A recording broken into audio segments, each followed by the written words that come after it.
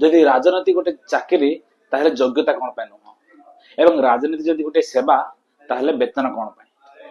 नमस्कार। राष्ट्रपिता महात्मा गांधी जो सब 7टी पाप विषय कही से गोटे पाप हूँ नीतिहीन राजनीति। 2006 मसीह भारतर सर्वोच्च न्यायालय यह कहते भारत को ईश्वर चाहे नीतिहीन राजनीति बचाई पारे। देशर बड़ बड़ नेता एवं हाकिम माने रिटायर पर सरकारी बंगला एवं क्वार्टर्स गुड़ी को खाली करू नथिबारु एने सुप्रीम कोर्ट धारा 411 रे संशोधन करी एहाकू एक दंडनीय अपराध घोषणा करने को सरकार को कही, किंतु सरकार एथिपाई राजी नथिले। कारण स्पष्ट, निर्वाचन पूर्व कौन भी राजनीतिक पार्टी महुमाछी बसारे हाथ मारिया चाहे ना। आम समस्त जानी जे जदि आम देश जातिगत संरक्षण व्यवस्था उठाई दि जाए केवल गरीब श्रेणी एवं जो मानकर आर्थिक स्थिति कम से ही आरक्षण दि जाए तेज भारतर गति उन्नत भाव में बढ़ी चलो। किंतु कौ राजनीतिक पार्टी यह दृष्टि दियंती ना। जदि यह लागू करागला ताहले जातिगत भोट बैंक बर्बाद हो। तो मोटामोटी भाव में देखा गले नीति नियम चुलिकी जाऊ किंतु आमर राजनीतिक पार्टी क्षमतार रहू। कौन भी राजनीतिक पार्टी यही मानसिकतार ऊर्ध्व को उठी पारि ना। भारत में लोकसभा एवं विधानसभा यही दुईटी गणतंत्र एमिति मंदिर जो नियम तैयारी हुए एवं लोक मानकर असुविधा को उपस्थापना करा जाए, किंतु आजिकल जो नेता माने सही मंदिर गुड़िक जो प्रकार उदंड व्यवहार करुछंती एही वीडियो गुड़िक देखंतु।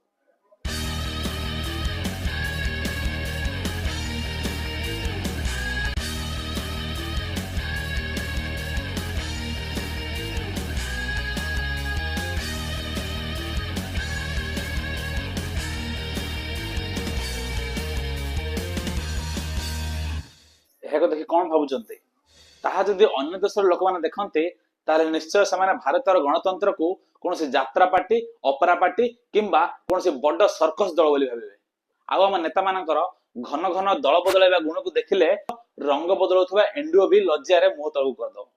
क्षमता और भोट पाई पृथ्वीर सर्वबृहत गणतंत्र सर्वबृहत स्थान जहाँकि प्रधानमंत्री स्थान ताहाकु मध्य नीलाम करने आजिकल नेता माने संकोच बोध करूना। पार्टी टिकेट पाई लांच, भोट पाई लांच एवं सरकारी कर्मचारी को निज कार्यर साधन पाई लांच जदि ए सब देखा गांधीजी बंची था मत लगुच से द्वितीय थर स्वाधीनता संग्राम आरंभ कर दी। भारतर राजनेता माने लाल बहादुर शास्त्री एवं ओडिशार पूर्वतन मुख्यमंत्री श्री नवकृष्ण चौधरी ठारू किछि शिखिबा उचित। 1956 मसीह से जो भली क्षमता राजनीति इस्तीफा देथिले एवं खांदरे खदी झूला पकई सेक्रेटेरिएट रु चली चली बाहर को चली जाए एवं अन्य कौन सी पार्टी जोग न दे अन्य कौन सी सरकार को भांगे चेष्टा न करी गरीब और दलित मान को शिक्षा प्रदान करने उद्देश्य निजर बड़का जीवन बीते। सहधर्मिणी मालती देवी हाथ में तराजू धरी एवं आश्रमर फलमूल परिवा बिक्री करी से पैसा रे विद्यार्थी मानकर भरण पोषण करथिले। गोपबंधु, मधुबाबू, गोदावरी मिश्र एवं हरिहर पड़ी लोक माने निजर संपूर्ण जीवन जनसेवार उत्सर्गीकृत कर देथिले।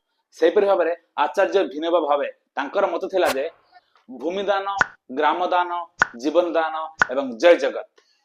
गांधीजी समय रे साबरमती आश्रम रे बड़ बड़ दिग्गज नेता मान हाथ में पहरा एवं बाल्टी नहीं पायखाना सफा करने को पछन नथिले। मु आपण मानकु ए सब उदाहरण देवार कारण होची जदि मन रे सतरे लोक मानक पय सेवा करिवार मनोभाव थाए ताहेले बिना नीतिहीन राजनीति रे भी बहुत बड़ बड़ काम करी हुए एवं वर्ष वर्ष पय लोके आपण को मन रखंती। क्रमागत भावे 3 थर प्रधानमंत्री एवं द्वितीय विश्व युद्ध रे ब्रिटेन को जितैथिबा विंस्टन चर्चिल भारत को स्वाधीनता देवा विरुद्ध रे प्रचंड मंतव्य देथिले। से कहिथिले जदि भारत आबे स्वाधीन हुए ताहले भारत उपरे गुंडा, ठक, चोर एवं डकैत मान राज करिवे। सेतेबेले तांको भारत रे खूब विद्रोह हेतिला।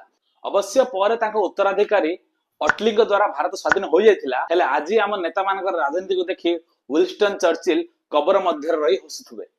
आजिकाल निर्वाचन रे जो माने प्रतिनिधित्व करुछन्ते समाने समस्त होछन जने हिस्ट्री सीटर। समस्त ना रे 20 रु अधिक क्रिमिनल केसेस अछि। भारत रे पाखापाखि 100 रु 45 नेता मानक विरुद्ध रे क्रिमिनल केसेस रही। भारत रे नेता माने 5 वर्ष पय क्षमता बसन्ते एवं पूरा जीवन ताहा पेंशन भोगन्ते।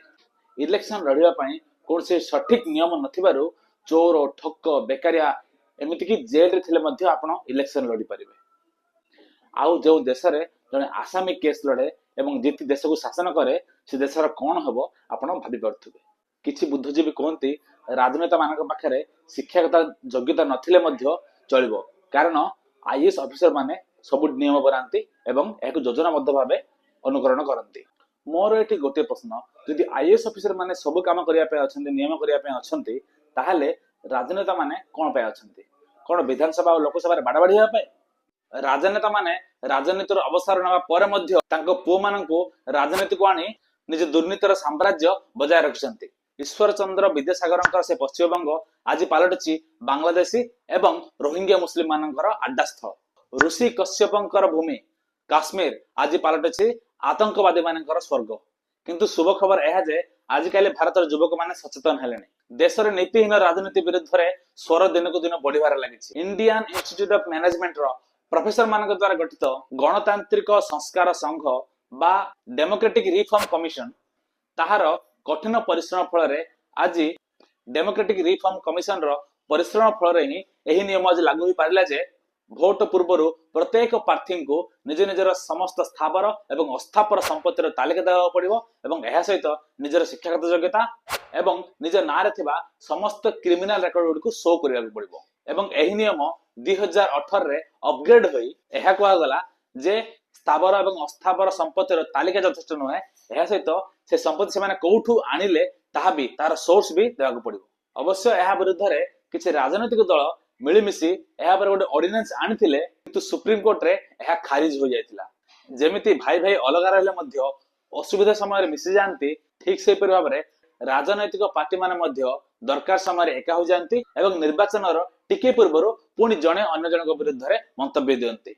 देशर किछि स्वेच्छासेवी संगठन माने बे मिलीमिशी गोटे इलेक्शन वाच नाम गोटे संस्था खोली जो थे सेमाने निर्वाचन प्रार्थी मान विरुद्ध रे थिबा अपराधिक मामला एवं सेमाने इलेक्शन रे केते अर्थ व्यय करछंती एवं से अर्थ कोउठर आणुछंती ए समस्त तालिकार विवरणी संग्रह करी सेमाने जनलोचन को आणुछंती।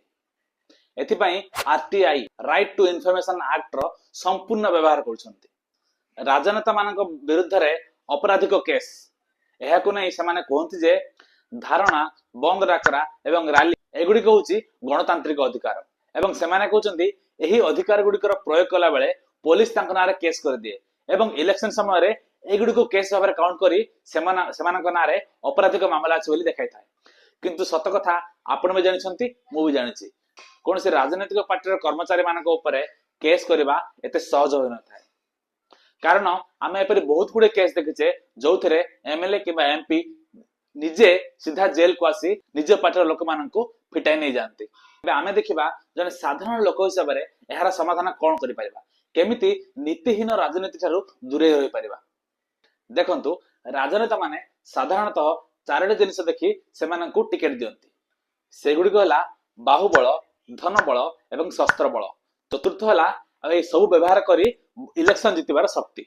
यदि लोक शक्ति एकजुट हो जाए ताले निश्चय यार समाधान बाहरिबो। निश्चय ए नीतिहीन राजनीति दिने बंद हो जिवो।